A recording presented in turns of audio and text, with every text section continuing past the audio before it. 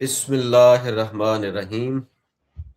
عزیز سامعین، تمام دیکھنے والوں، سننے والوں، غور کرنے والوں کو، خاص کر کے یار لوگوں کو السلام علیکم، آداب، خوش آمدید۔ سامعین، میں ہوں آپ کا میزبان رانا غضنفر، اور آج ایک مرتبہ پھر موقع محل کے مطابق آپ کے سامنے موجود ہوں، اور خوشی کی بات یہ ہے کہ آج ہم نے تھوڑا موضوع کا بھی جو انتخاب ہے وہ بڑی وقت کی نزاکت کے مطابق کیا ہے، اور حسب دستور ہمارے ساتھ کینیڈا سے موجود ہیں مشہور و معروف اسکالر مجتبیٰ بٹی صاحب۔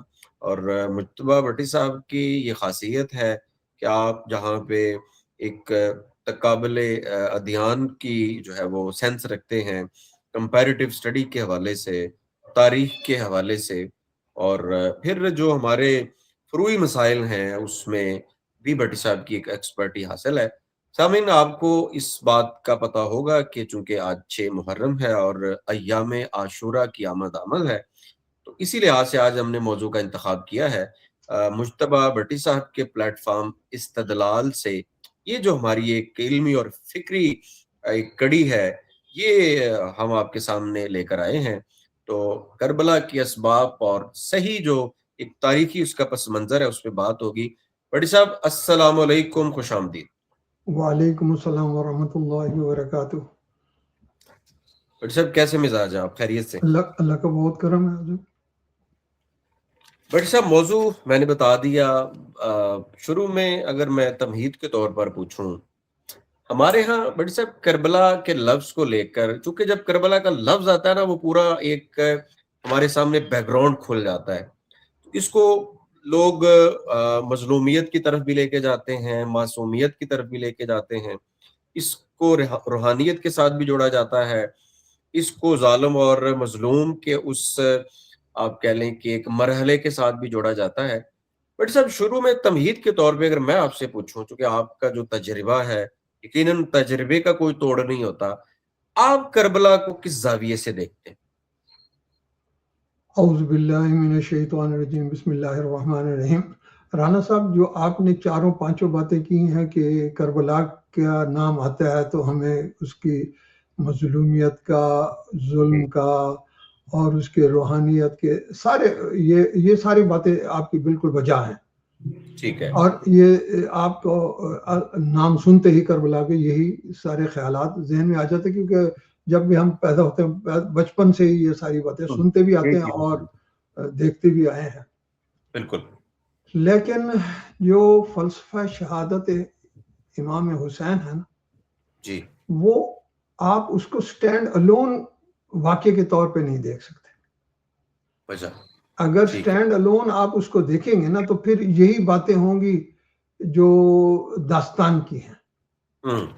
جو اصل تاریخ کی باتیں ہیں اس میں وہ چھپ جائے گی۔ اس کا ایک پورا تھیسس ہے جو ٹھیک ہے۔ میرے نزدیک ہے، جو میں اس کو اپنے طور پہ سمجھتا ہوں، اور میں جب کبھی مجھے ایسا کوئی موقع ملا تو میں نے اس کو بیان کیا۔ اس کا تھیسس ہے، اس کے تھیسس کے 3 پوائنٹ ہیں۔ اچھا، پہلا پوائنٹ اس کا ہے سماجیات، سماجی پہلو ہے، ٹھیک ہے۔ اس کا دوسرا پہلو ہے سیاسیات، ٹھیک۔ اور تیسرا اور آخری پہلو جو ہے وہ روحانیات ہے۔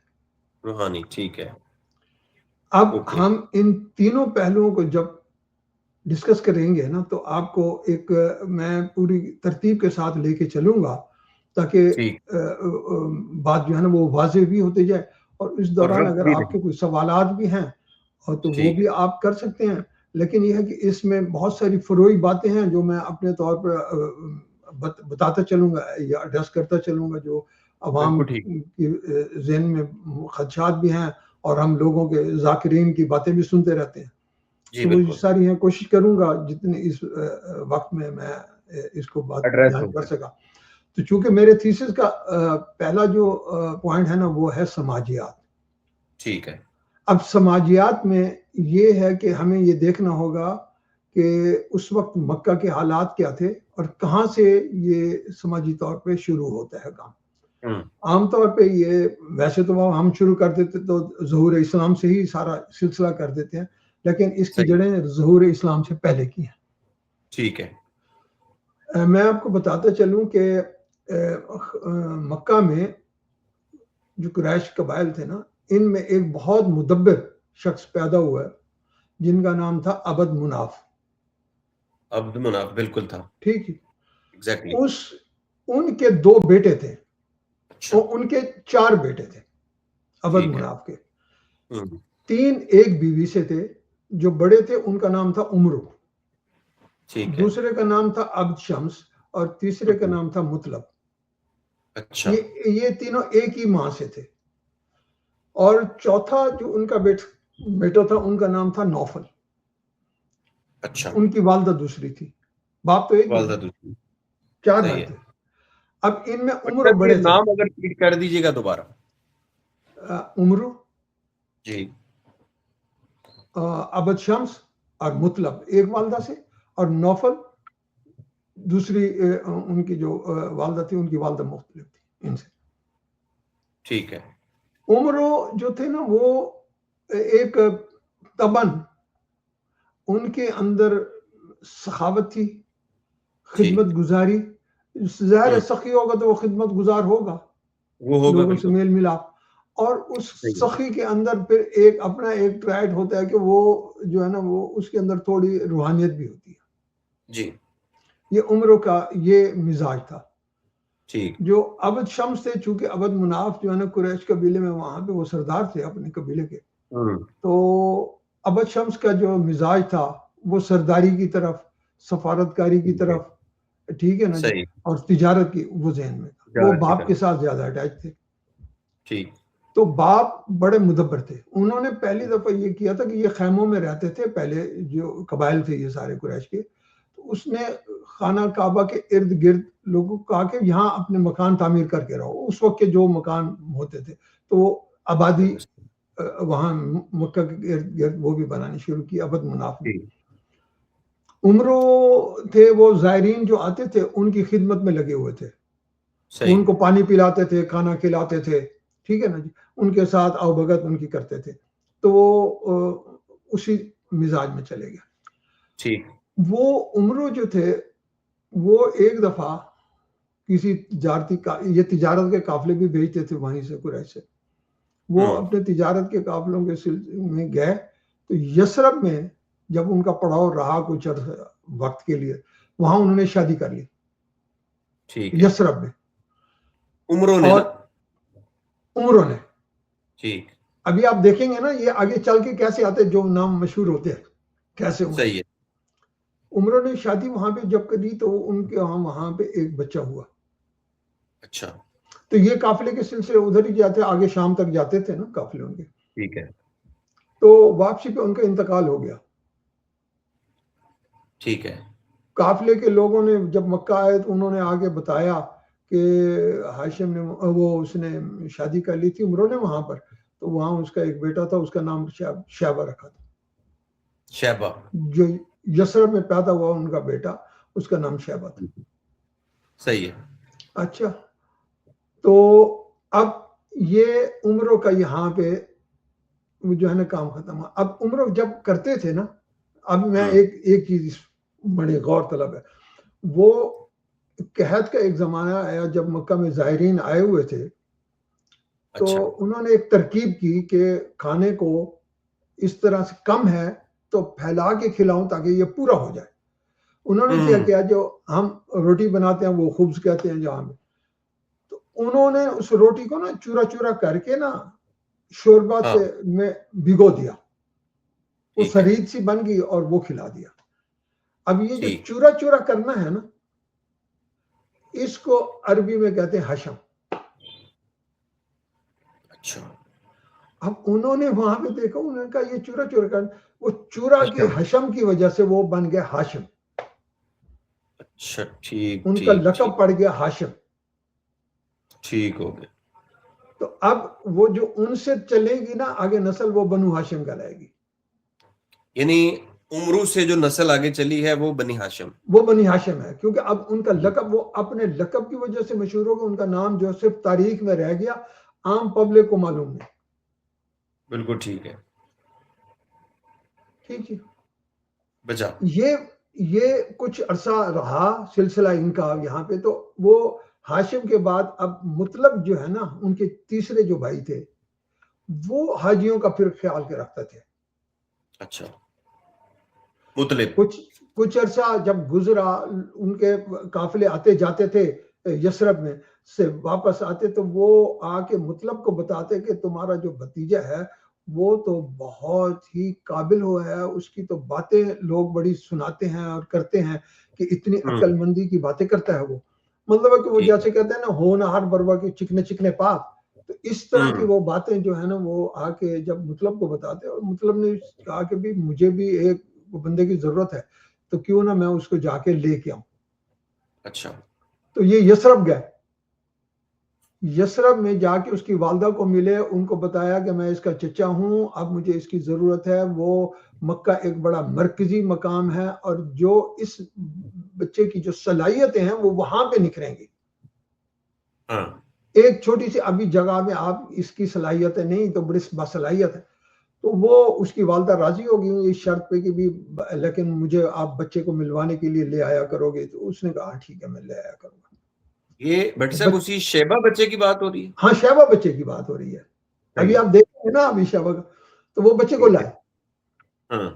مطلب بچے کو لے کر جب مکہ میں داخل ہوئے تو وہ اونٹ کے اوپر پیچھے بیٹھے تھے, تو مکہ کے لوگوں نے کہا عبد المطلب, حاضر عبد المطلب, بچہ پیچھے بیٹھا تھا نا. تو عبد کا مطلب غلام ہوتا ہے نا جی, تو انہوں نے سمجھا یہ اس کا غلام ہے. ٹھیک ہے, تو منظر ایسا تھا. جو شیبہ تھے وہ اب عبد المطلب بن گئے, ٹھیک, جو حضور صلی اللہ علیہ وسلم کے دادا بنے ہوئے. اچھا اچھا اچھا, یعنی یہ جو مطلب تھے وہ بیسیکلی پردادا ہیں, شیبہ وہ بچہ تھا جو ساتھ تھا, تو ان کے اس لقب پکارنے کنیت کی وجہ سے وہ عبد المطلب بن گئے. ان کو عبد المطلب وہ اس کی کنیت کی پڑ گئی, کنیت پڑ گئی. ٹھیک ہے, صحیح ہے نا, کیونکہ اب مطلب لائے, مطلب چچا تھے ان کے شیبہ کے, تو وہ لائے, تو جب مکہ میں آئے تو ان کا نام عبد المطلب بن گیا, عبد المطلب پڑ گیا. ٹھیک ہے. والد جو ہاشم ہے وہ بھی اسی طرح سے اپنے لقب کی وجہ سے مشہور ہوئے, اور جو شیبہ ہے وہ اپنے لقب کنیت کی وجہ سے عبد المطلب بن گیا. ٹھیک ہے, تو یہ بنو ہاشم بن گیا. بجا ٹھیک جی. اب اس کے پیرلل دیکھنا ہوگا, اس کے پیرلل جو ہے وہ ہے عبد شمس. بالکل عبد شمس ہے. اچھا, اس کے والد نے کیا کہا کہ وہ چھوٹے بیٹے کو اپنا جانشین بنا دیا, حالانکہ بنانا تو ہاشم کو چاہیے تھا نا, وہ بڑے تھے, لیکن وہ ہاشم خاموش ہو گئے, انہوں نے کوئی بات نہیں, چھوٹے بھائی کو بنا دیا, کوئی حرج نہیں. اب جو عبد شمس تھے, عبد شمس سے پیدا ہوا امیہ. امیہ, ٹھیک ٹھیک ٹھیک جی. امیہ کے پھر آگے ہوئے دو بیٹے, بیٹے زیادہ ہیں ان کے, جو دو مشہور بیٹے ہوئے اس میں ایک حرب اور دوسرا آس. ٹھیک ہے. حرب کے بیٹے ابو سفیان, اور ابو سفیان سے پھر نیچے معاویہ.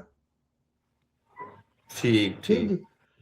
آس سے حکم بن آس, اور حکم بن آس سے مروان بن حکم. یعنی یہ ایک ہی لڑی ہے.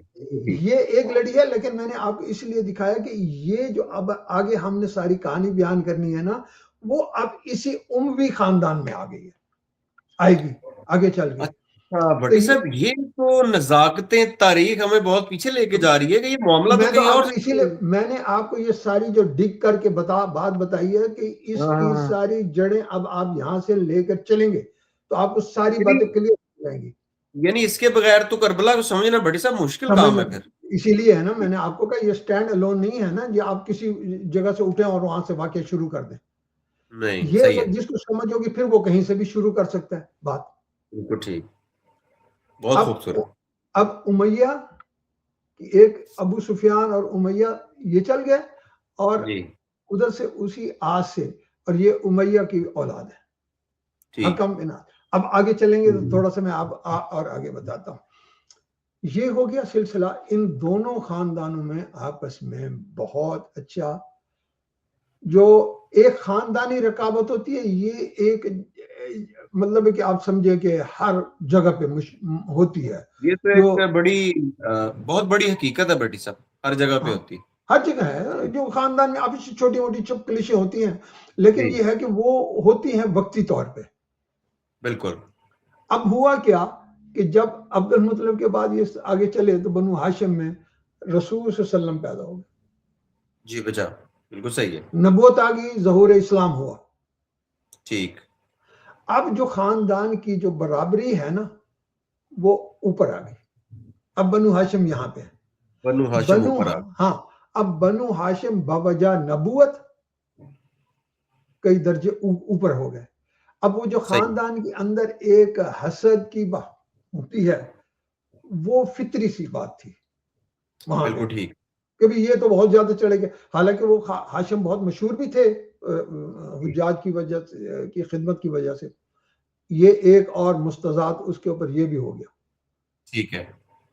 چلیں اسلام آ گیا. اب اسلام میں ہم نے دیکھا کہ ابو جہل اور ابو سفیان وغیرہ کے نام تو آتے ہیں، لیکن جو جی سب سے زیادہ مخالفت رسول صلی اللہ علیہ وسلم کی تھی ابو جہل سے بھی بڑھ کے وہ اس حکم بن عاص نے کی تھی.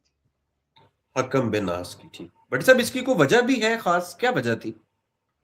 وجہ تو صرف یہی ہے، ایک تو اسلام آ گیا اور رسول صلی اللہ علیہ وسلم ان کو تبلیغ کرتے تھے کہ بھی اللہ ایک ہے، اللہ کو مانو، اللہ کی سوا اور کوئی نہیں، اگر مانو گے تو تم کامیاب ہو جاؤ گے. رسول صلی اللہ علیہ وسلم ٹھیک ہے. کہتے تم مان لو تو تم پورے عرب کے اور پورے اس کے اوپر تم حکومت کرو گے. لیکن وہ نہیں مانتے تھے نا. اصل بات تو یہ ہے نا کہ اس وقت انسان کے اندر ایک ہوتی ہے کہ میں نے کیوں مانوں میں ان کو، یہ تو ٹھیک ہے. ہم میں سے ہی تو ہے.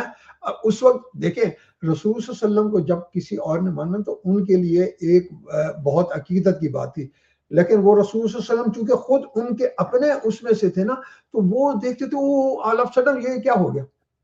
جی وہ یہی تو کہتے رہتے نا کہ بھی ہماری طرح تمہیں کیوں اللہ نے پسند کر لیا. یعنی وہ جو ایک روحانیت دے گی فطری حسد ہے، وہ جو ایک یہ جیلسی ہے. فطری ہاں. لیکن جب وہ ہوا نا تو پھر فطری سے تھوڑی سی بات نکل کے مخالفت پہ آ گئی. یعنی جو زمینی حقائق بن گئے بعد میں. ہاں جو زمینی حقائق اب شروع ہوئی. اب وہ جو حکم بن عاص تھا نا وہ بہت زیادہ مخالفت کرتا تھا. اینی وے اب اسلام چلا، ہمیں بہت زیادہ ڈیٹیل میں تو نہیں جانا. اسلام کا ظہور ہو گیا، اسلام بھی ہو گئی، اور رسول صلی اللہ علیہ وسلم جو ہے نا وہ وہاں سے ہجرت کر کے مدینہ منورہ بھی آ گیا، اور مدینہ منورہ میں رسول صلی اللہ علیہ وسلم ماشاءاللہ اسلام بہت پھیلا. جی فتح مکہ ہوا. بالکل. فتح مکہ میں ابو سفیان بھی مسلمان ہو گیا، امیہ بھی امیر معاویہ بھی مسلمان ہو گیا، معاویہ بھی، اور یہ حکم بن عاص بھی مسلمان ہو گیا. اچھا یہ تینوں ایک ساتھ مسلمان ہوئے؟ ہاں وہ خاندان تھا نا امیہ. امیہ کے دونوں بیٹے تھے نا، ایک ابو سفیان، اور یہ آپس میں دونوں کزنز تھے وہیں پہ بھی، لیکن اوپر سے ہاشم اور وہ ابو شمس کی وجہ سے وہاں سے بھی یہ کزنز چل رہے ہیں. بالکل ٹھیک. گہری رشتہ داریاں ہیں. اب آپ ان کی رشتہ داریوں کا اندازہ بھی لگاتے چلیں کہ رسول صلی اللہ علیہ وسلم نے اپنی 2 بیٹیوں کا جو نکاح ہے وہ حضرت عثمان سے کیا نا. جی حضرت عثمان جو وہ اس حکم کے بڑا بھائی، جو حکم اور عفان 2 بھائی تھے امیہ سے. ان کے چچا زاد ہیں. بالکل. حضرت عثمان کے یہ چچا تھے حکم چچا تھے. حکم بن عاص، اور عفان بن عاص جو تھے وہ حضرت عثمان کے والد تھے. ٹھیک. تو 2 بیٹیاں یہاں دی. رسول صلی اللہ علیہ وسلم کے اپنے گھر میں ام حبیبہ وہ اموی خاندان کی تھی، وہ حضرت معاویہ کی بہن تھی. اسی طرح رسول صلی اللہ علیہ وسلم کی جو بڑی بیٹی تھی زینب، ان کا نکاح بھی جو تھا نا وہ ابو العاص بن ربیعہ سے ہوا تھا، وہ بھی اموی تھے. تو مطلب کہ یہ اس طرح سے نیٹڈ تھے یہ فیملیز. آئیے نا سمجھ. جی بالکل ٹھیک ہے. یہ اب مدینہ میں رسول صلی اللہ علیہ وسلم کا جب وصال مبارک ہوا. اچھا یہ میں آپ کو ایک اور بات بتاتا چلو وہ رہ گئی. یہ جب فتح مکہ میں مسلمان ہو کے حکم جو ہے نا یہ مدینہ منورہ میں آ گیا، اس نے آگے مدینہ منورہ میں سیٹ ہو گیا. اس کا بیٹا تھا مروان بن حکم، وہ بھی اسی کے ساتھ تھا. یہ ایسا بدبخت تھا، صحابی تو تھا لیکن نعوذ باللہ من ظالم، میرے زبان سے یہ نکل گیا. تو یہ بات یہ ہے کہ وہ رسول صلی اللہ علیہ وسلم کی جو باتیں ہوتی تھی جو کبھی کبھار ایسی ہوئی کہ اکیلے میں بیٹھ کے انہوں نے ان سے کی تو یہ جا کے بتا دیتا تھا منافقین کو بھی، حکم کو بھی. ہاں، اور جہاں کہیں باہر بیٹھتا تھا وہ رسول صلی اللہ علیہ وسلم کی نقلیں بھی اتار کے بتاتا تھا کہ اس طرح مطلب کہ ان کی جو ہے نا موکری کرتا تھا. جب رسول صلی اللہ علیہ وسلم جب رسول صلی اللہ علیہ وسلم کو پتہ لگا تو اس نے حکم کو مدینہ بدر کر دیا. ٹھیک ہے. یہ پھر طائف میں جا کے رہا اور رسول صلی اللہ علیہ وسلم کی زندگی تک حضرت عثمان نے رسول صلی اللہ علیہ وسلم سے کہتے تھے کہ حکم کو معاف کر دیں وہ واپس آ جائے. تو رسول صلی اللہ علیہ وسلم نے کبھی اس طرح سے معافی اعلانیہ تو دی نہیں لیکن وہ خاموش ہو جاتے تھے حضرت عثمان کی بات سن کے. وہ حضرت عثمان کے چچا جو تھے حکم، اس کا بیٹا مروان، اب آگے چلے گا مروان کا ذکر آئے گا. میں نے اسی لیے اس سارے خاندان کی وہ بتائی ہے کہ آگے یہ کردار ان کے کیا ہے دیکھنے پڑیں گے. بٹ صاحب ایک چھوٹی سی بات یہاں پہ آپ کی اجازت سے کہ فتح مکہ جو ہے وہ 8 ہجری کو ہوتا ہے اور یعنی آپ یہ کہہ لیں کہ یہ مشکل سے آخری کوئی وسلم کی وفات سے 2-2.5 سال کا تو بٹ صاحب یہ آخری سٹیج میں ہوتے ہیں تو کہیں نہ کہیں یہ جو ایک اعتراض ہوتا ہے کہ یار ان کو اس کیٹیگری میں نہیں رکھا جا سکتا جس کیٹیگری میں اولین صحابہ آتے ہیں. تو یہ بات درست ہوئی نا پھر؟ ہاں، اب دیکھیں بات یہ ہے کہ ہماری نظر میں ایسا ہے لیکن رسول صلی اللہ علیہ وسلم نے یہ کہا کہ میرے صحابی سارے کلہم عدول. ٹھیک ہے نا. اور پھر قرآن میں بھی آیا کہ بھی جو اول سابقون ہے اولون ہے ان سے اللہ راضی ہو گیا. تو اس حساب سے ہم کرتے ہیں. میں نے آپ کو بتایا اگر ہمارے اندر یہ تفرقہ بازی نہ ہو تو پھر تو ہم اس طرف غور ہی نہ کریں. صحابہ تھے. اب یہ جب تفریق انہوں نے پیدا کی ابھی تھوڑی سی دیر آگے چلتے ہیں تو بات کھلے گی. ٹھیک ہے. اب وہ فتح مکہ کے بعد یہ 2-2.5 سال کا عرصہ رہا تو رسول صلی اللہ علیہ وسلم نے 9 ہجری میں فتح مکہ کے بعد حج نہیں کیا. ٹھیک ہے. اس سال آپ نے حضرت ابو بکر صدیق کو حج کا امیر بنا کے بھیجا. اچھا. 9 ہجری میں امیر حج جو تھے وہ ابو بکر صدیق تھے. ٹھیک ہے. نہیں گیا رسول. پیچھے سے سورہ توبہ نازل ہو گئی. اچھا. سورہ توبہ میں یہ آیا کہ ان لوگوں کو یہ جو مشرکین ہیں وہاں پہ مکہ میں کچھ رہ گئے ہیں جن کو آپ نے اس وقت پناہ دے دی تھی، اب ان سے آپ معاہدہ ان کو یہ اطلاع دے دو کہ صرف ہمارا معاہدہ اگلے 4 مہینے کے بعد ختم ہے. اب تم لوگ یا تو اسلام لاؤ یا مکہ کو خالی کر دو. ٹھیک ہے نا، ورنہ تمہارے لیے قتال ہے. یہ اللہ تعالیٰ کی طرف سے آیا. جب یہ آیات آ گئی نا کہ بھی اب اللہ سبحانہ و تعالیٰ نے کہا کہ اب مکہ کے ارد گرد کو مشرک نہیں رہے گا کہ یہ نجس ہے، تو اس کے لیے پھر حضرت علی کو پیچھے سے بھیجا کہ آپ جا کر یہ آیات بتاؤ تاکہ ابو بکر صدیق وہاں حج کے موقع پر اس کو اعلان کر دیں. ٹھیک ہے. تو حضرت علی نے جا کے پیغام دیا. یہ 9 ہجری ہے. 10ویں ہجری میں رسول صلی اللہ علیہ وسلم نے خود حج کیا اور اسلام میں بھی یہ پہلا حج ہے رسول صلی اللہ علیہ وسلم. اور پہلا آخری سمجھ. تو اس پہ پھر خطبہ حجت الوداع ہے، وہ سب ہم کو معلوم ہے.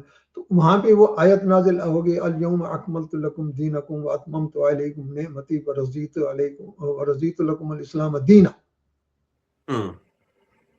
دین کمپلیٹ ہو گیا، اللہ تعالی ہمارے دین سے راضی ہو گیا. یہ ساری آیت آگے. اب 3 مہینے کے بعد رسول صلی اللہ علیہ وسلم کا وصال مبارک ہوئی. دیکھیں نا ذی الحجہ میں، ذی الحجہ کی 10 کو ہوا، پھر واپس آئے ربیع الاول میں انتقال ہے. 3 مہینے 3.5 مہینے جو بھی وقت ہے یہ گزرا. 8 جون 632 عیسوی. ہاں جی ٹھیک تھی. یہ یہاں تک جب رسول صلی اللہ علیہ وسلم کا وصال ہو گیا تو اب یہ ساری میں نے پیچھے اس کی سماجیات بھی آپ کو بتا دی. بالکل. ٹھیک ہے نا. اور جو رسول صلی اللہ علیہ وسلم کی اپنی موجودگی میں جو صورتحال تھی وہ رسول صلی اللہ علیہ وسلم خود کنٹرول کرتے تھے، چونکہ وہ نبی تھے، حکم انہی کا چلنا تھا. وہ رسول صلی اللہ علیہ وسلم بادشاہ نہیں تھے. ٹھیک ہے نا جی. اچھا، اب اصل مسئلہ ہوا وہاں پہ رسول صلی اللہ علیہ وسلم کی وصال کے اوپر. جو انصار تھے وہ یہ سمجھتے تھے کہ خلافت یا رسول صلی اللہ علیہ وسلم کی جانشینی ہمارا حق ہے.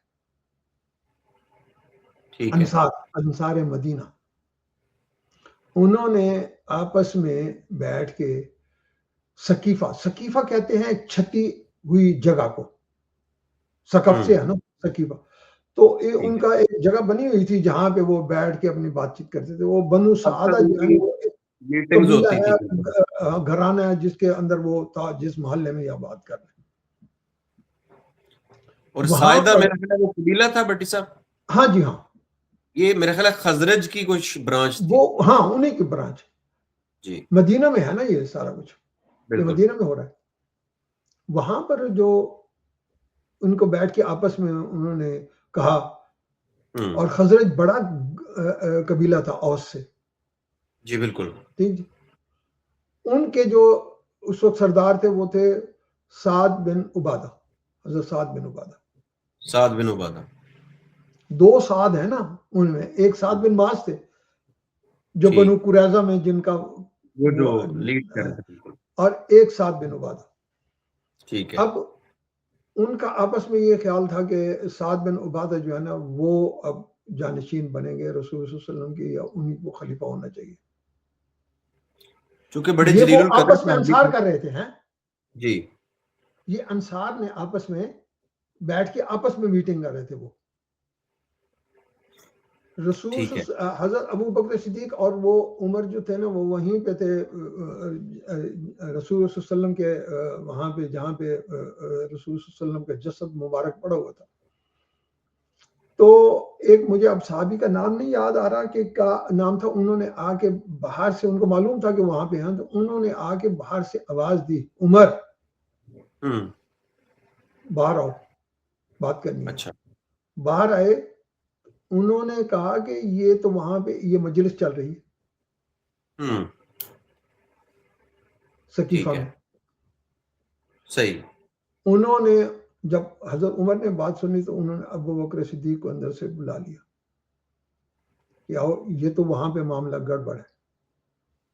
وہاں چلے گئے وہ تینوں حضرات. اب آپ ساری کہانی جو جتنی ہے میں آپ کو بالکل بے عینی وہی بتا رہا ہوں جو تاریخ کے اندر لکھی ہوئی ہے. اب اسی میں سے معترضین اعتراضات کرتے ہیں. میں نے آپ کو یہ آیت جو ہے نا وہ ارادتاً پوری پڑھ کے بتائی ہے، الیوم اکملت لکم. ابھی دین کو مکمل ہوئے 3 مہینے ہوئے. ٹھیک ہے نا؟ صحیح ہے. اور ادھر اب اس دین کی وہ جو شیرازہ بندی رسول صلی اللہ علیہ وسلم نے کی ہے اس کا شیرازہ بکھرنے والا ہے. اچھا بھٹی صاحب، آپ نے جو پوائنٹ بتایا نا وہ پوائنٹ تو بڑا سینسٹیو ہے اور سمجھنے والا بھی ہے کہ ایک طرف حضرت علی جناب رسالت مآب صلی اللہ علیہ وآلہ وسلم کی تدفین پہ اور آپ کی وہ آخری معاملات کو نپٹا رہے ہیں، اور دوسری طرف وہاں پہ یہ مسئلے ڈسکس ہو رہے ہیں. اچھا، اب یہاں پہ بات یہ ہوتی ہے جی وہ چونکہ مسئلہ اٹھ کھڑا ہوا تھا تو وہ ضروری تھا نپٹانا. بھائی اٹھانے والے کون تھے؟ بات تو یہ ہے نا کہ کیا جناب رسالت مآب صلی اللہ علیہ وسلم کے اس وقت ظاہری جسم مبارک کو چھوڑ کے آپ کے آخری ان لمحات کو، کیا وہاں پہ یہ چیز اٹھانا ضروری تھی؟ کیا ایک آدھا دن وہاں پہ اگر توقف سے کام لے لیا جاتا تو بڑی صاحب زیادہ مناسب نہ ہوتا؟ یہ تو آج کی سمجھ ہے ہماری. دیکھیں میں آپ کو ایک بات بتاؤں، جب کوئی واقعہ ہو جاتا ہے نا اس کے بعد آپ اس کی بہت ساری تعویلات کر سکتے ہیں، بہت سارے چیزیں سوچ سکتے ہیں نا. آفٹر تھاٹس ہے نا یہ ساری. جیسے آپ نے کیا کہ ایسا بھی ہو سکتا تھا، ایسا بھی ہو سکتا ہے. میں نے تو موقع کے اوپر فیصلہ کرنا ہے نا. وہ جو نازک لمحہ تھا نا وہ وہی تھا جو اس وقت شیرازہ بکھرنے والا تھا، اور وہ انصار تھے وہ اس بات پر آپس میں راضی بھی ہو گئے کہ سعد بن عبادہ کو بنا دیا جائے، لیکن ابھی اناؤنسمنٹ نہیں کی تھی انہوں نے. صحیح ہے. اور یہ خبر پہلے پہنچ گئی، وہ تو وہیں پہ بیٹھے تھے. جی. اب یہ وہاں پہ موومنٹ تھا نا، وہ یہ تھا کہ پہلے اس کو بچاؤ. اگر وہ اعلان ہو جاتا تو اعلان کے بعد یہ سارا شیرازہ بکھر جانا تھا. یہ شیرازہ اسلام بکھر جانا تھا جو 3 مہینے پہلے کمپلیٹ ہوا ہے. ٹھیک ہے. اس میں آپ وہ تدبر دیکھو ان دو حضرات کا، ابو بکر صدیق کا اور عمر کا. وہ وہاں چلے گیا، انہوں نے کہا حضرت ابو بکر صدیق نے کہ قریش اپنے علاوہ کسی کی سرداری کو تسلیم نہیں کریں گے. ایک بات کیوں کہ یہ رسول صلی اللہ علیہ وسلم نے کہا کہ ان کی حدیث پڑھ کے بتائی کہ یہ رسول صلی اللہ علیہ وسلم کا کہنا ہے کہ تمہارا جو امام ہوگا یا تم میں سے جو خلیفہ ہوگا وہ قریش میں سے ہوگا. ٹھیک ہے. جب یہ بات بڑھے ان کو بات انڈرسٹینڈ کر کے انہوں نے کوئی الجھاؤ نہیں پیدا کیا انصار نے. صحیح. ان کا ایک اپنا اس وقت کا خیال تھا کہ ہم نے ان کی بڑی آؤ بھگت کی ہے، ان کو یہاں پہ بسایا ہم نے تو ہم حقدار ہیں. وہ اپنے اس خیال میں تھے جس کو ایگزیکیوٹ کرنے کے لیے انہوں نے کیا مطلب ہے کہ پھر ان کے اوپر کسی طرح کی کوئی پکڑ تو نہیں ہوئی نا. بس صرف یہ تھا وہ اس بات پہ راضی بھی ہو گئے. صحیح. جب وہ راضی ہوئے تو حضرت عمر نے کہا کہ میں اب ابو بکر صدیق ہم میں سب میں زیادہ بہتر ہے، انہی کو بنایا جائے ٹھیک خلیفہ، تو میں ان کے ہاتھ پہ بیعت کرتا ہوں. وہ سارے لوگ ان کے ہاتھ پہ بیعت کریں کیونکہ وہ ایسی غیر متنازع شخصیت تھی نا. تو بھٹی صاحب سعد بن عبادہ کا بعد میں وہ ان کی جو ایک وہ خفگی انہوں ہے نے نہیں کی، انہوں نے بیعت نہیں کی، انہوں نے ان کی جو ایک علیحدگی ہے تو وہ بھی تو نہیں بڑے کی، وہ قلیل چلے القدر گئے. صحابی تھے نا. ہاں انہوں نے حضرت ابو بکر صدیق کی بھی وہ بیعت نہیں کی اور پھر وہ مدینہ سے بھی باہر چلے گئے. باہر چلے گئے. تو اس کا مطلب ہے کہ وہ بھی ایک دانا شخصیت تھے. دانا تھے، وہ خاموش ہو گئے نا. اب دیکھا نا کہ سارے لوگ ان کے ہاتھ پہ ہیں، اب وہ اکیلے کیا کر سکتے تھے. اور پھر جب کہ کہہ بھی دیا کہ رسول صلی اللہ علیہ وسلم کی حدیث یہ آیا کہ تمہارے میں سے جو امیر ہوگا وہ قریش میں سے ہوگا. یہ تو اس بات پہ تو کسی کا اعتراض نہیں ہے نا. اب اعتراض جہاں پہ جب اعتراض کیا جاتا ہے تو وہ یہ کہتے ہیں کہ ابو بکر صدیق اور عمر جو گئے تھے تو ان دونوں نے آپس میں وہ کر لیا. حالانکہ جو اعتراض کرنے والے ہیں وہ یہ کہتے ہیں کہ حضرت علی کا حق تھا کہ وہ جو ہے نا وہ خلیفہ بنتے. ٹھیک ہے. اچھا بھٹی صاحب ایک اعتراض یہ اگر بھی ہے. کوئی سوال کرے ورنہ میں آپ کو ایک اور آگے جملہ بتانے والا ہوں. بس اسی پہ ایک سوال اس میں یہ پیدا ضرور ہوتا ہے، مجھے لگتا ہے ابھی اس پہ ہمارا پارٹ 2 ہمیں کرنا پڑے گا. یہ جو گفتگو ہے اور یہ تاریخی اور آگ جو ہے نا یہ ہر بندے کی سٹڈی میں نہیں ہے. بھٹی صاحب اب سوال یہ جو کیا بھی گیا لوگوں نے پوچھا بھی ہے کہ جو ہمارے ہم تو دوسروں کے سوال پریزنٹ کر رہے ہیں نا جو کیے جاتے ہیں کہ حضرت سعد بن عبادہ کا الگ ہو جانا چونکہ وہ صاحب رائے تھے، وہ اہل رائے تھے اور وہ خزرج کے سردار تھے. ٹھیک ہے. اب باقی جو لوگ ہیں وہ ان کے میرٹ پر نہیں آتے، باقیوں کی رائے ان سے نیچی تصور ہوتی ہے. یعنی اسلام کا دین کا یہ بھٹی صاحب مزاج تو نہیں ہے نا کہ لوگوں کو گنا کرتے ہیں ناپا تولا نہیں کرتے. دین کا یہ مزاج تو نہیں ہے نا، یہ تو الیکشن کا مزاج ہے. دین تو رائے دیکھتا ہے کہ یہ جو شورا کا کانسیپٹ ہے اس میں اہل رائے کتنے ہیں، تو گنتی تو نہیں دین کا مزاج ہے نا. ہمارا نظام وَأَمْرُهُمْ شُورَى بَيْنَهُمْ، وہ اپنے معاملات میں مشورہ کرتے ہیں. جب مشورہ ہو گیا دیکھو نا اب خزرج کا بڑا سردار ہے، سردار نے نہیں کی لیکن قبیلے کے ساروں نے کر لی کیونکہ مشاورت ہو گئی نا. انہوں نے سردار کو ویٹ نہیں دیا. پھر اچھا سردار اکیلا ہو گیا، انہوں نے کہا ٹھیک ہے میں نہیں کرتا، تم لوگ کر لیا. انہوں نے کر لیا. اب بات سمجھو، جو میں آپ کو پوائنٹ بتانے والا ہوں نا جی آپ بھی ہل جائیں گے. ٹھیک ہے بسم اللہ. اور بہت سارے لوگ ہلیں گے. ٹھیک ہے.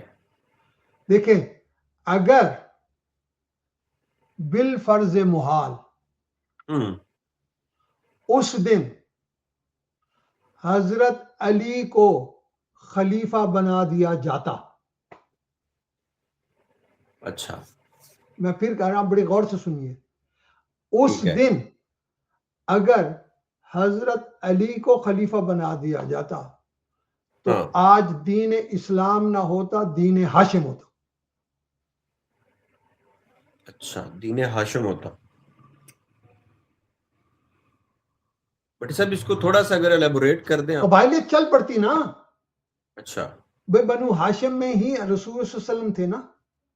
ہاں، اسلام آیا ہے پوری دنیا کے لیے، ٹھیک ہے، خاندان کے لیے نہیں آیا. یعنی جو اگر حضرت علی دیکھیں، اگر حضرت علی اس دن بن جاتے تو یہ ایک روایت بن جاتی کہ حضرت علی کے بعد خلیفہ بنے گا امام حسین، اس کے بعد خلیفہ بنیں گے زین العابدین. ٹھیک ہے. یہ مزاج اسلام کا نہیں ہے. اسلام قومیت کے لیے نہیں آیا، اسلام انسانیت کے لیے آیا تھا. تو بھٹی صاحب پھر حضرت علی کی جو ناراضگی ہے حضرت ابوبکر سے 6 ماہ، یہ تو پھر نہیں ہونی چاہیے تھی. اس کا مطلب ہے پھر تو سراسر علی ہمیں غلطی پہ نظر میں آتے آپ کو ایک بات بتاؤں، میں آپ حضرت علی رضی اللہ تعالیٰ عنہ کی قرابت داری بہت ہے رسول صلی اللہ علیہ وسلم کے ساتھ. ان کو اور رسول صلی اللہ علیہ وسلم کو خود ان سے بہت محبت، قلبی لگاؤ تھا. رسول صلی اللہ علیہ وسلم نے بہت سارے مواقع پر حضرت علی کی جو ہے نا وہ مناقب بیان کیے کہ یہ اس طرح سے ہے، اس طرح سے ہے. ٹھیک ہے نا. اپنی بیٹی جو بہت پیاری بیٹی تھی ان کا رشتہ ان سے کیا. یہ ساری باتیں جو ہے نا اپنی جگہ پہ بجا ہے، اس میں تو کوئی کسی کو نہیں شک و شبہ بھی نہیں ہے. ٹھیک ہے. لیکن یہ جو معاملہ تھا نا، یہ اس وقت رسول صلی اللہ علیہ وسلم کی نیابت آ رہا تھا کہ یہ رسول صلی اللہ علیہ وسلم کی خلافت کس کو ملے گی. رسول صلی اللہ علیہ وسلم اس وقت بادشاہ نہیں تھے، وہ اللہ کے رسول تھے، اللہ کے نبی تھے، اور امور نبوت چلنے تھے. امور نبوت جو تبلیغ کا سلسلہ چلنا تھا، دین کے پھیلاؤ کا سلسلہ چلنا تھا، یہ ساری باتیں آگے چلنی تھی. وہ صرف قبائلیت کے اندر ہی رک جاتا سارا مسئلہ. بڑی صاحب پھر تو اس کا بڑا واضح مطلب ہے کہ دین کا یہ مزاج بھی نہیں ہے نا کہ جو حضرت علی کا علم ہے، جو ان کا نالج ہے، جو ان کا عدل ہے، اور جو ان کی ایک وہ جو ججمنٹ ان کی ایک اپروچ تھی، تو بھٹی صاحب پھر اس کا مطلب ہے کہ دین جو ہے وہ اہل علم کو بھی نہیں دیکھتا. وہ دین کے مزاج نہیں، تو اہل علم تو سارے تھے، اہل علم سارے تھے. رسول صلی اللہ علیہ وسلم نے ان کی علمیت کا، رسول صلی اللہ علیہ وسلم نے کہا نا کہ انا مدینۃ العلم وعلی بابھا. یعنی اگر کوئی قریبی رشتہ دار اگر وہ ڈیزرو کرتا ہے تو اس کو نامزد نہ کیا جائے، کسی ایسے بندے کو کر دیا جائے. بات تھی تدبر کی. اب بات جو ہے نا وہ دین جو ہے نا وہ اب سیاسیات کی طرف بھی چل رہا ہے نا، اس کے اندر سیاسیات بھی انوالو ہو رہی ہیں. ٹھیک ہے. اب آپ یہ دیکھیں، وہ جنگ صفین جو ہے نا وہ 30 سال کے بعد ہوئی ہے. جی، وہ اسی دن برپا ہو جانی تھی. ٹھیک ہے. میں نے آپ کو بنی امیہ اور بنو ہاشم کی یہ ساری پیچھے سے جو سٹوری سنائی ہے نا، اس کو بھی تو آپ مد نظر رکھیں.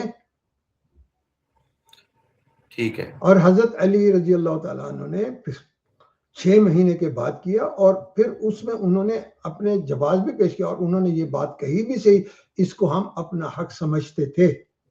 جی، ٹھیک ہے نا.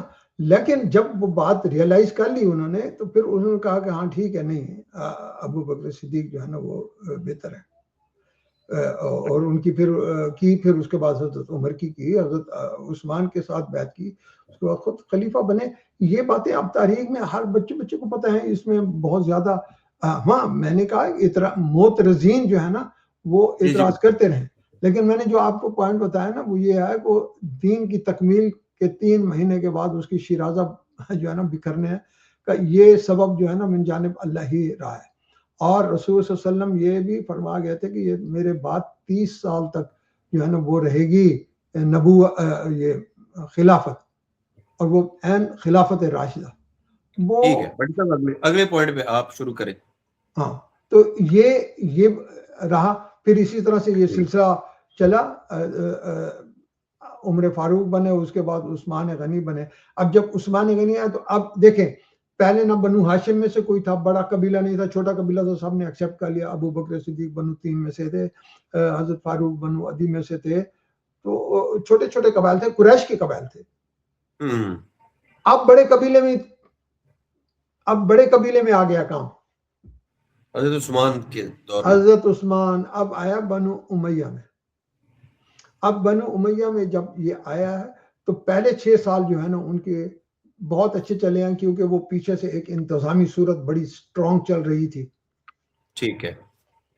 اور پھر 6 سال کے بعد اب وہ جو کریکٹر تھا نا مروان بن حکم, جس کو میں نے پیچھے سے سارا آپ کو اسٹیبلش کیا, اس کو چونکہ حضرت عمر کے وقت تک تو وہ مروان جو ہے نا وہ ادھر آئے ہی نہیں مدینہ, لیکن حضرت عثمان جب بنے تو وہ اس حکم کو اور اس کے مروان کو لے آئے.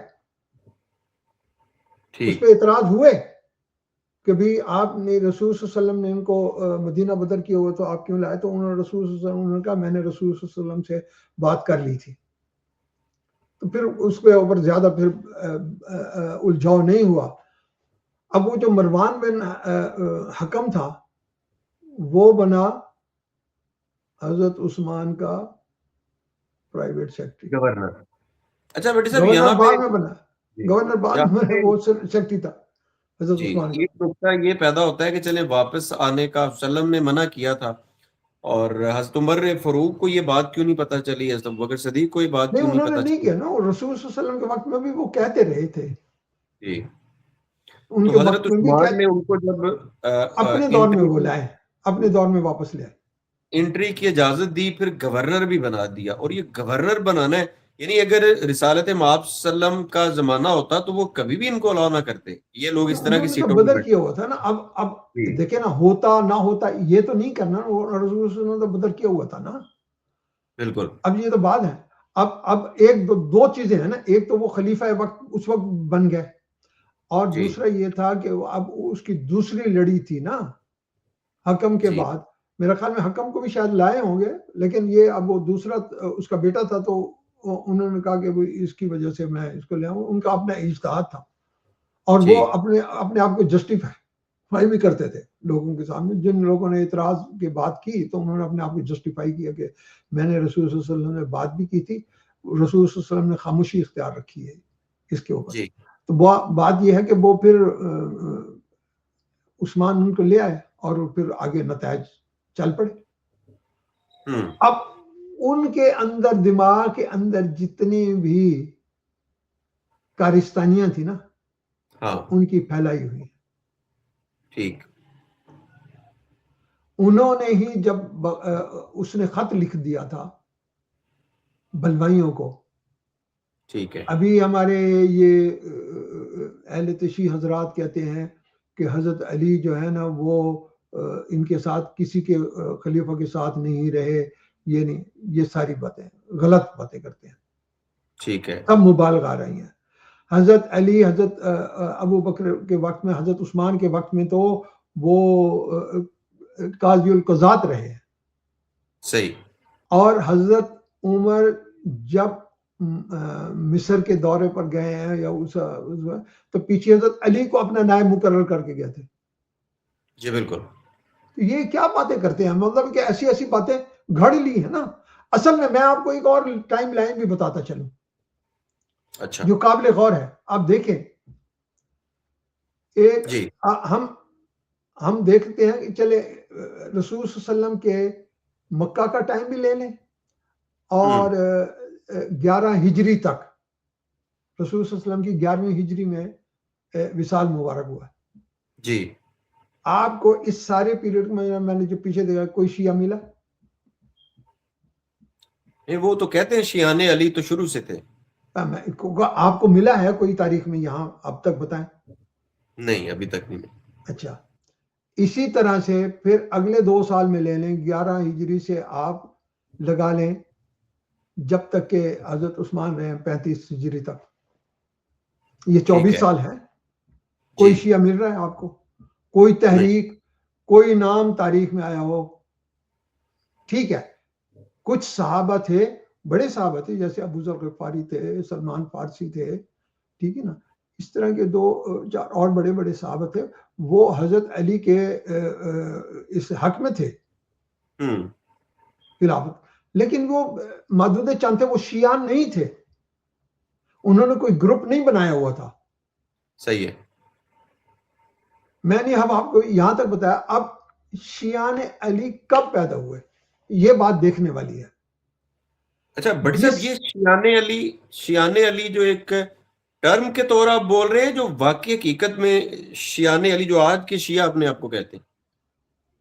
وہی ٹرم نہیں، وہی جو آج کے کہتے ہیں نا کہ ہم شیعان علی ہیں. میں تو آپ کو ان کا ٹریس بتا رہا ہوں کہ آپ کو میں نے یہ ٹائم لائن بتائی ہے ساری جگہ، یہاں تک کوئی شیعہ نہیں ملا آپ کو. ٹھیک ہے، بالکل ٹھیک. حضرت عثمان غنی کے قتل کے بعد وہ جو آئے ہوئے تھے، مصر سے آئے ہوئے تھا یہ سارا قافلہ، ٹھیک ہے، جنہوں نے آگے وہ 600-800 بلوائی تھے. حضرت علی ان کے ساتھ بھی بات کر رہے تھے کہ بھی تم ایسے نہیں کہ، اور حضرت علی کے سمجھانے بجھانے پہ وہ واپس بھی چلے گئے.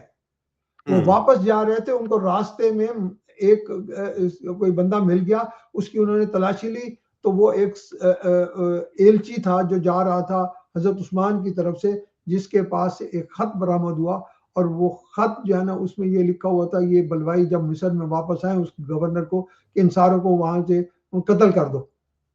جب انہوں نے وہ خط دیکھا، انہوں نے کہا حضرت علی نے تو ہم سے یہ بات کر کے، ہم سے یہ معاملات طے کر کے ہمیں بھیجا، یہ ہمارے پیچھے یہ بھیج دیا. اس کے اوپر وہ حضرت عثمان کی مہر بھی لگی ہوئی تھی خط کے اوپر. ٹھیک ہے. وہ جب معاملہ گیا تو ان کو پتہ لگا یہ تو مروان کی وہ تھی کہ اس کے پاس ہی مہر تھی، اس نے لگا کے ٹھپا لگا کے اور لکھ کے بھیج دیا. ٹھیک ہے. حضرت عثمان غنی بہت ہی سادہ طبیعت کے تھے، خلیفہ تو بن گئے، لیکن وہ جو ایک سیاست کا وہ جو مزاج تھا وہ ان میں نہیں تھا.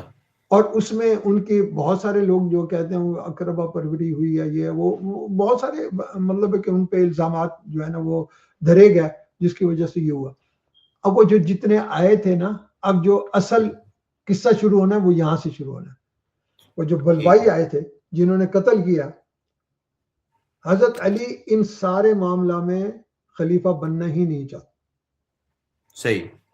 وہ بلکہ مدینہ سے تھوڑا سا مطلب ہے کہ فاصلے پہ 3-4 میل دور فاصلے میں کہیں چلے گئے. پھر یہ بلوائی ان کے پیچھے گیا، ان کو جا کے یہ اشتر نخعی اور یہ وہ جن کے یہ بہت سارے وہ ان کو لگا کے بیٹھے ہو، تو وہ لے کے آئے حضرت علی کو منا کے لائے. انہوں نے کہا کہ اگر آپ خلافت تسلیم ہے، ہم آپ کو بھی مار ڈالیں گے. اس دھمکی پہ وہ واپس لائے، اور انہوں نے آ کے پھر حضرت علی کو یہاں پہ خلیفہ اور بیعت کر لی.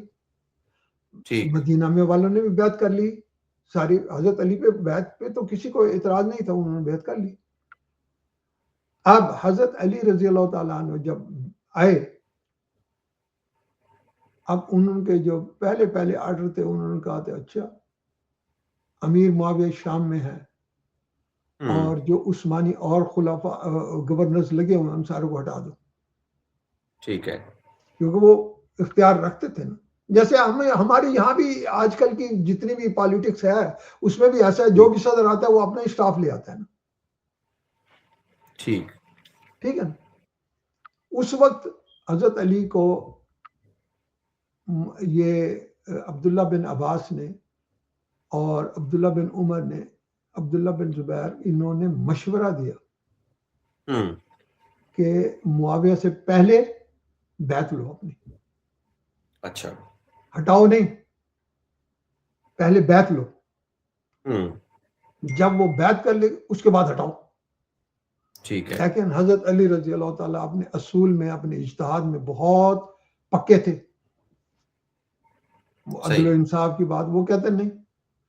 چونکہ وہ معاویہ کو پہلے سے ہی نہیں پسند کرتے تھے، ان کی مطلب ہے کہ جتنے کاروبار سیاست تھا یا جس طرح سے وہ حکومت چلا رہے تھے، ایک انسانی وہ ہے، فطری بات ہے. کسی کی پسند ناپسند پہ آپ پر آپ کوئی وہ لگا نہیں سکتے نا. تو یہ بھٹی صاحب وہ ہے نا جو سالسی والا مسئلہ ہوا تھا نہ اسی کی طرف ہی. سال سے آگے چلتی ہے, سال سے اچھا. آگے چلے گی.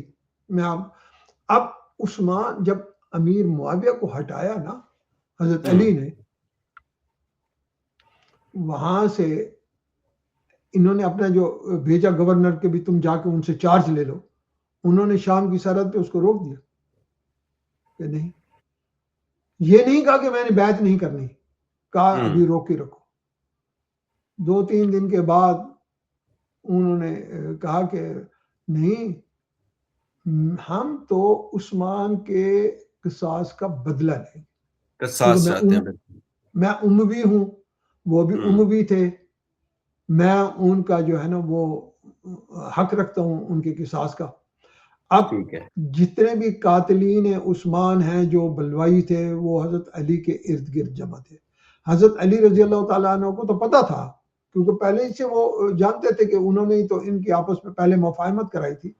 لیکن اب ان کی صورتحال یہ تھی کہ اگر ان کے ساتھ ہم لڑائی شروع کرتے ہیں یہاں پہ تو مدینہ کے اندر ہی سارا خلف شار ہو جائے گا. سب سے پہلے اپنی حکومت کو مضبوط کیا جائے پھر ایکشن لیا جائے. حضرت علی رضی اللہ تعالیٰ عنہ کا یہ خیال تھا. لیکن امیر معاویہ جو تھے نا وہ سیاسی طور پہ زیادہ ذہین تھے سیاسی معاملات میں. انہوں کا بیعت کا انکار نہیں کرتا, ان کا پہلے قصاص لو پھر بیعت کر لوں گا. اچھا, بس یہ مطالبہ خام خواہ میں انہوں نے کھڑا کر دیا, اور اس مطالبے کے کھڑے کرنے کی وجہ سے حضرت علی نے کہا نہیں ٹھیک ہے, میں خلیفہ ہوں, میں نے اپنے پاورز کو ایکسرسائز کرنا ہی ہے, کرنا ہے, بائی فورس کرنا پڑے گا کروں گا. صحیح. لکھ کے بھیجا خط کہ مجھے ان لوگوں نے خلیفہ بنایا ہے جنہوں نے ابو بکر صدیق, عمر فاروق اور عثمان غنی کو بنایا, ان سب نے مجھے خلیفہ بنایا ہے, اور تمہارے اوپر بیعت لازم ہے. لیکن وہ آگے سے بیعت کا انکار نہیں کرتے, وہ کہتے تھے کہ میں قصاص پہلے لوں. مطلب ہے کہ بہانہ ہے نا. مطلب بھٹی صاحب آپ کے لفظ مجھے یہ سمجھانا چاہ رہے ہیں کہ جو یہ موقف ہے کہ حضرت علی کے ساتھ حق تھا اور حضرت علی حق کے ساتھ تھے, یہ ایک حدیث بھی کوٹ کی جاتی ہے. ڈیفینیٹلی مطلب ہے ان کا موقف, وہاں چانس تھے ٹھیک تھے. ہم اہل سنت والوں کا یہ پورا عقیدہ بھی ہے اور یہ ماننا بھی ہے کہ حضرت علی اپنے اس پوائنٹ پہ بالکل حق بجانب تھے. حضرت معاویہ کو اس وقت یہ الجھاؤ پیدا نہیں کرنا چاہیے تھا, بلکہ ان کو حضرت علی کے ہاتھ مضبوط کرنے چاہیے تھے اور بلوائیوں کا بعد میں مقابلہ کرنا چاہیے تھا. لیکن میں نے اب آپ کو پیچھے ان کی وہ جو ساری بتائی ہے نا سیاست, اب وہ مزاج اس کے اندر آ گیا, وہ سرداری مزاج کے تھے یہ لوگ. اب وہ بنو ہاشم کی وہ جو سرداری ہے اس کو اب قبول نہیں کرنا چاہ رہے تھے. جو اندر کی بات ہے وہ یہی ہے. ٹھیک, میں نے کیوں کہا تھا کہ وہ وہاں پہ دین ہاشم بن جاتا. یہ پہلے یہ جو صفین اب ہو رہا ہے وہ اس دن صفین ہو جانا تھا. تو یہ اس کا ہے. اب اس کی ایک اور صورت بھی دیکھیں, کچھ صحابہ جو ہے نا ان کا اجتہاد بھی یہ تھا کہ خلیفہ کو بڑا مظلوم قتل کیا گیا ہے, جن میں حضرت زبیر, حضرت طلحہ, یہ عشرہ مبشرہ میں سے ہیں. حضرت عائشہ یہاں پہ موجود نہیں تھی مدینہ میں جب حضرت عثمان وہ مکہ میں چلی گئی تھی. یہ مکہ گئے ان کے پاس کہ عثمان ناحق قتل ہو گئے ہیں, اور سارے بلوائی جتنے بھی ہیں وہ حضرت علی کے ساتھ اکٹھے ہو گیا, اور حضرت علی ان سے قصاص نہیں لے رہے. انہوں نے ایک اپنا بیانیہ نیریٹو جو ہے نا وہ حضرت عائشہ کو جا کے بتایا. حضرت عائشہ نے کہا ٹھیک ہے, ہم جو ہے نا وہ اس کی وہ کرتے ہیں, حضرت علی سے اس بات کا مطالبہ کرتے ہیں. اب کمیونیکیشن وہاں پہ آج کی طرح واٹس ایپ پہ تو نہیں تھی نا, بات سمجھے. اس وقت کمیونیکیشن کے لیے بندہ جاتا تھا خود پیدل کئی دنوں کے بعد. اس وقت انہوں نے کہا چلے ہم اپنا جو ہے نا حضرت علی کے پاس چلتے ہیں، ان سے جا کے مطالبہ کرتے ہیں، کیونکہ حضرت علی نکل چکے تھے حضرت معاویہ کے لیے۔ اب بصرہ میں ان کا جا کے پھر یہ واپس مکہ سے گیا تو بصرہ میں ان کا مقابلہ ہوا۔ حضرت علی حیران و پریشان، یہ کیا ہو گیا بھائی؟ ان کی ملاقات ہوئی حضرت علی کی حضرت عائشہ سے کہ اماں آپ کیسے آ گئے؟ انہوں نے کہا یہ مقام ہے، یہ بات ہے، ہمیں تو پتہ چلا، اور جو ہے نا وہ ہم بھی عثمان کا جو ہے نا وہ قصاص کا آپ سے مطالبہ کرتے ہیں۔ پھر حضرت علی اور حضرت عائشہ کی آپس میں، اور حضرت زبیر کی، بلکہ حضرت زبیر کے بارے میں تو یہ آیا ہے کہ حضرت علی نے خود ان کو یہ رسول صلی اللہ علیہ وسلم کی حدیث یاد کرائی کہ زبیر تمہیں وہ یاد نہیں ہے کہ رسول صلی اللہ علیہ وسلم نے کہا تھا کہ تمہارا علی سے مقابلہ ہوگا اور علی اس پر حق بجانے میں ہوگا۔ تو وہ جب یاد مروان نے اس کو شہید کروا دیا تھا، وہ تو نہیں، پھر نہیں مروان نہیں، یہ تو حضرت زبیر تو اس کی بات سن کے، حضرت علی کی یہ بات سن کے وہ خاموش ہو گیا، اور وہ اس قافلے سے ہی نکل گیا، واپس ہو گیا۔ رات کو مشاورت ہوئی ہے حضرت علی کی اور حضرت عائشہ کی، اور وہ معاملہ طے ہو گیا۔ حضرت علی نے کہا ہم ان سے بدلہ لیں گے، لیکن پہلے میں ادھر تو سمجھو، اب ادھر بھی جھگڑا ادھر بھی جھگڑا، تو یہ نہیں ہو سکتا۔ حضرت عائشہ نے کہا ٹھیک ہے، لیکن وہ جو بلوائی تھے وہ انہوں نے کیا انہوں نے کہا یہ کام تو خراب ہو جائے گا، بدلے تو ہم سے ہی لیں گے، قتل تو ہم ہی کریں گے، ماریں گے تو، کیونکہ ہم نے بلوا کیا ہوا۔ تو انہوں نے پھر دونوں طرف جو ہے نا وہ آگ لگائی، اور ہوا کیا کہ ایک ہی دن میں تقریباً 10,000 صحابی جس میں تھے، اور جتنے ان کے ساتھ اور مل گیا تابعی، صحابی، تابعی، وہ ایک ہی دن میں شہید ہوئے۔ یہ جو جنگ جمل کی بات حضرت طلحہ بھی، حضرت زبیر چلے گئے، ان کو پیچھے سے جا کے مارا گیا، وہ نماز پڑھ رہے تھے، ان کو اسی۔ تو یہ میں نے آپ کو یہ بتایا کہ یہ حضرت علی کے ساتھ یہ واقعات ہوئے ہیں۔ یہ کون ہے؟ بنو ہاشم اور بنو امیہ، جن کی میں نے آپ کو پیچھے سے ایک لیگیسی بتائی ہے کہ ایسے ایسے چلتی آ رہی تھی۔ اب جب یہ سارے واقعات ہو گئے اور حضرت علی رضی اللہ تعالیٰ عنہ نے حضرت معاویہ کے ساتھ جنگ چلتی رہی، اس میں بھی تحکیم کا واقعہ آ گیا۔ تحکیم کے واقعے میں بھی جو ہے نا وہ پہلے تو حضرت علی کی فوج میں سے لوگ کہہ رہے تھے کہ جی آپ ان کے ساتھ حکم بنا لیں، تو وہ حکم جب بنا لیا تو اس کے بعد وہ الٹ گئے۔ مطلب کہ سازشی لوگ جو ہوتے ہیں نا وہ اسی طرح سے کرتے ہیں، پہلے کسی کو آگے کرتے اور پھر اس کے بعد پیچھے بیک، وہ اب بن گیا۔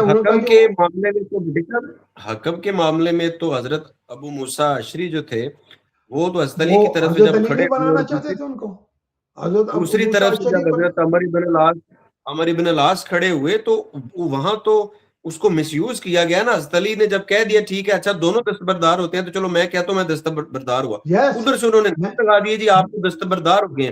تو مجھے لگتا ہے کہ دین کی اساس کو نقصان تو یہاں سے بھی پہنچا ہے۔ ہاں جی بالکل صحیح بات ہے۔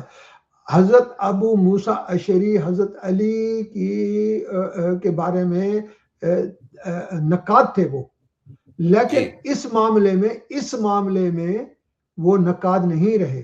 ان کو بلوایا گیا کہ آپ ابو موسیٰ اشعری کو بنے۔ حضرت علی تو عبداللہ بن عباس کو بنانا چاہتے تھے، انہوں نے کہا نہیں وہ تو تمہارے عزیز ہیں، ٹھیک ہے نا۔ اصل میں بات یہ تھی کہ ادھر دو بڑے مدبرین تھے جن کو سیاست جن کے گھٹی میں پڑی تھی۔ عمر بن العاص، میں نے آپ کو بتایا وہ دونوں ایک ہی گھر ہیں، لیکن یہاں تو سیاست یا تدبر نہیں، یہ عمر بن العاص وہیں سے ہیں۔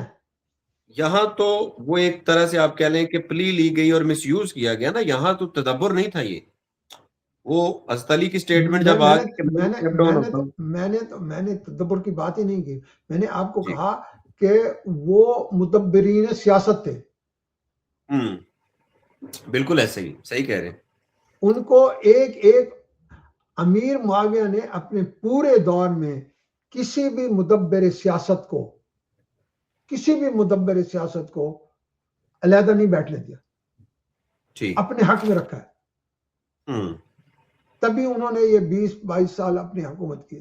جب حضرت علی کے ساتھ ان کا مصالحت ہو گئی حضرت علی نے کہا ٹھیک ہے آپ مصر اور شام اور یہ عراق وہ لے لیں اور عراق اور یہ حجاز کا ایریا ہمارا.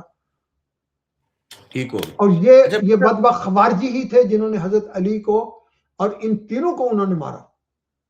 یہ نہیں ہے کہ صرف حضرت علی کو مارا. جی حضرت علی کو ابن ملجم نے جب قتل کیا وہ بھی خوارج تھا, 2 خوارج کے اور بندے تھے, اور ایک ہی دن میں انہوں نے کیا. انہوں نے امیر معاویہ پہ بھی حملہ کیا, امیر معاویہ زخمی ہوئے, اور عمر بن العاص اس دن نماز پڑھانے نہیں آئے تو وہ بچ گئے.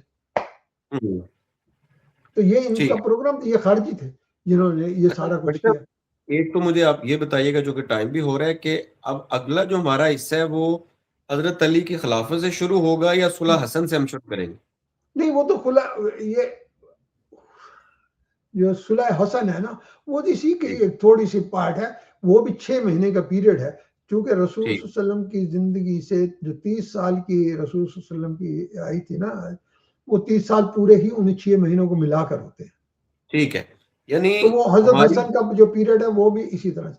اب جو اصل میں بات چلی ہے نا وہ میں یہاں پہ ختم کر لوں, بلکہ میں اگر آپ مجھے دوسری کرنے کی ضرورت نہیں ہے, صرف 10 منٹ دے تو میں آخری پوائنٹ بھی ختم کر دیتا ہوں. میں نے بہت ساری ایسے لگتا ہے کہ ابھی اصل کربلا تو ڈسکس ہی نہیں ہوئی, اس کے لیے 10 منٹ مناسب نہیں ہے. میں نے کربلا کے نہ واقعات کو ڈسکس کرنا ہے نہ اس کو کرنا ہے. جی, میں نے صرف اس کا روحانی پہلو کرنا ہے کہ کیوں ہوا ہے, بس ختم کر دیتا ہوں تاکہ آپ کو پھر ایک اور وہ نہ کرنا پڑے. دیکھیں بات یہ ہے کہ یزید کو وہ اپنی زندگی میں ہی نامزد کر گئے تھے. بالکل. اور اس کا بھی مشورہ جو ہے نا وہ انہوں نے دیا تھا حضرت مغیرہ بن شعبہ. مغیرہ بن شعبہ نے. مغیرہ بن شعبہ بھی وہ ایک بہت بہادر فوجی بھی تھے, اور سارا انہوں نے یہ کہا کہ پھر اگر آپ نے 20 سال تو وہ حکومت کر رہے ہیں نا, اب یہ دیکھیں نا 41 سے 41ویں ہجری سے 61 ہجری تک یہ واقعہ پیش ہے, اس وقت تک وہ اپنی حکومت کر رہے تھے سارے. تو انہوں نے کہا کہ آپ اس کو یزید کو اپنا نامزد کر لیں تو جو ہے نا وہ, تاکہ قوم جو ہے نا پھر وہ آگے بٹے نا. ملوکیت تو اب چینج ہو گئی, 30 سال پورے ہو گئے, خلافت تو ختم ہو گئی, اب تو وہ ملوکیت چاہ رہی ہے, تو انہوں نے اپنے بیٹے کو نامزد کر دی. اب بیٹے کو کہا کہ یہ 3 کام کرنا. اپنی زندگی میں انہوں نے کوشش کی کہ بھئی یزید کی جو ہے نا وہ کرا لوں میں بیعت, لیکن مدینہ میں 3 تو عباد اللہ تھے اور ایک امام حسین, عبداللہ بن زبیر, عبداللہ بن عمر اور عبداللہ بن عباس. انہوں نے نہیں کی, اور وہ امام حسین کو انہوں نے جب بلا کے کہا, مدینہ کے گورنر نے, ولید بن عتبہ نے, مروان اس کے پاس بیٹھا تھا, یہ مروان بن حکم اس کے پاس بیٹھا تھا, اور حضرت امام حسین نے جا کے ان سے کہا, انہوں نے بتایا کہ اس طرح سے فوت ہو گئے ہیں امیر معاویہ, تو تم اس کی یزید کی وہ بیعت کر لو. تو امام حسین نے کہا کہ مجھ جیسا آدمی اس طرح سے تو نہیں ہے کہ میں رات کے اندھیرے میں چھپ کر وہ کر لوں بیعت. آپ مدینہ کے لوگوں کو بلائیں, مجھے بھی بلائیں, میں آپ کو, میں سب کے سامنے دیکھیں مدینہ کے لوگ جیسے کہیں گے میں ان کے ساتھ مل کے کر لوں گا. تو ولید بن عتبہ جو ہے نا وہ ذرا تھوڑا نرم مزاج کا, تو اس نے جانے دیا, اس نے کہا ٹھیک ہے وہ مار. تو مروان بن حکم نے کہا اس کو, ولید کو, کہ اس کے ساتھ بگڑا کہ تم نے یہ کیوں کیا, ابھی اس سے بیعت ابھی کرا لینی تھی, اب یاد رکھو یہ تا قیامت تم اس کی بیعت نہیں لے سکتے. اور ایسا ہی ہوا, پھر امام حسین جو ہے نا وہ چلے گئے وہاں سے. باقی جو ہے میرا صرف کہنے کا مطلب جو ہے, جو اینڈ پوائنٹ ہے وہ جو اس کی جو روحانی پہلو ہے نا, وہ میں آپ کو صرف بتانا چاہتا ہوں. امام حسین کا وہ جو ہے نا رد کرنا, بیعت نہ کرنا, بالکل حق بجانے میں صحیح. اس کی 2 روحانی وجوہات ہیں. جی. نمبر 1 جو میں نے پیچھے آپ کو یہ سارا بتایا نا, بنو امیہ اور بنو ہاشم کا, بنو ہاشم بنو امیہ کی بیعت نہیں کر سکتا تھا. یہ ان کا مقصد تھا کہ بنو اموی جو ہے نا وہ ہاشم کے اوپر جو ہے نا فوقیت حاصل کر جائیں. ٹھیک. اگر امام حسین وہ اس دن وہ کرتے تو وہ بنو ہاشم, امام حسین کی ذاتی علیحدہ لیکن پوری بنو ہاشم کی بیعت ہوتی. نمبر 1.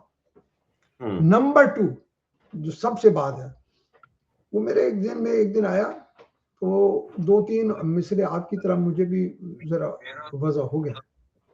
وہ یہ تھا کہ کرتے نہ کیوں رد بیت یزید، کرتے نہ کیوں رد بیت یزید حسین، نانا نے جو کہا انا من الحسین. بات کی سمجھ آئی آپ کو؟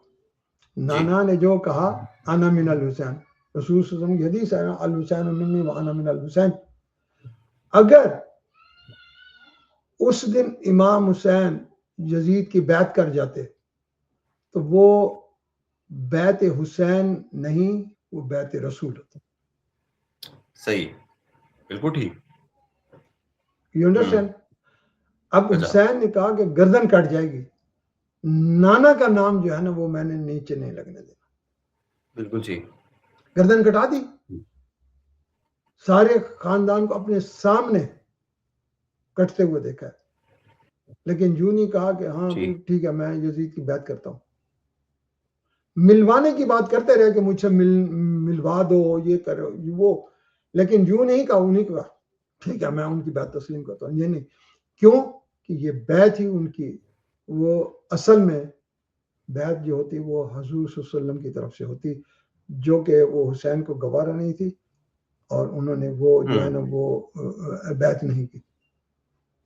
یہ تھی وہ اصل ان کے دماغ میں یا ان کے پیش نظر جو تھا وہ یہی فلسفہ تھا کہ نام بنو ہاشم کی میں نے کمر لگنے دینی ہے، نہ میں نے اپنے نانا کا نام جو ہے نا وہ نیچے لانے دینا. اور اس کے بعد باقی آپ جتنے اس کو پھیلا لیں، اصل حقائق تو یہ اسی طرح سے، اور ان کی نیت بھی یہی. مجھے لگ رہا ہے کہ ہم باقاعدہ طور پہ ہم انشاءاللہ اگلا جو ایپیسوڈ ہے اس کو ہمیں کربلا کے جو مختلف پہلو ہیں اب وہ ہمیں باتیں تھوڑا کرنے میں انشاءاللہ اگلے ایپیسوڈ میں آسان ہو جائیں گی. تو ہم ایک قسط اور کر لیں گے انشاءاللہ تعالیٰ، پھر ہم اپنے دوسری سیریز پہ واپس آئیں گے جو ہماری پہلے چل رہی تھی انشاءاللہ تعالیٰ. ٹھیک ہوگا بھٹی صاحب، بہت شکریہ. بڑے تاریخی آسپیکٹس آپ نے رکھے اور بڑے لطیف نکات تھے سمجھنے والوں کے لیے. انشاءاللہ یہ باتیں جب پہنچیں گی درجہ بے درجہ تو یہ چیزیں لوگوں کو کلیئر انشاءاللہ تعالیٰ ہوں گی انشاءاللہ تعالیٰ. بھٹی صاحب چونکہ میرا فون بھی ڈیڈ ہو رہا ہے، ارادے تو بڑے پختہ ہیں کہ ہم انشاءاللہ اگلے ایپیسوڈ میں باقی چیزیں کلیئر کریں گے. تو انشاءاللہ تعالیٰ ہمیں استقامت دے، آپ کا بھی اللہ تعالیٰ حامی و ناصر ہو. انشاءاللہ بھٹی صاحب استدلال کے پلیٹ فارم سے ملاقات کرتے ہیں اگلے اتوار کو اسی وقت کے مطابق جس کو ہم فالو کریں. فی امان اللہ بھٹی صاحب، السلام علیکم. وعلیکم السلام.